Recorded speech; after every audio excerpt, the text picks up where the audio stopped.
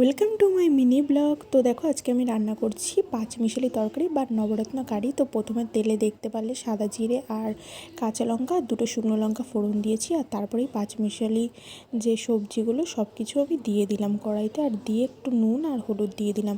তো এই সবজিগুলোর মধ্যে ছিল কিন্তু ঝিঙে, আলু, কুমড়ো, পটল আর কুঁদরি।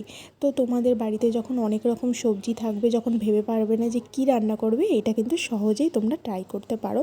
তো দেখো সবজিগুলো ভাজা হওয়ার পরে আমি কিন্তু অল্প জল দিলাম, দিয়ে ভালো করে কিন্তু এগুলোকে চুবিয়ে দিচ্ছি যাতে সবজিগুলো একটু হালকা সিদ্ধ হয়।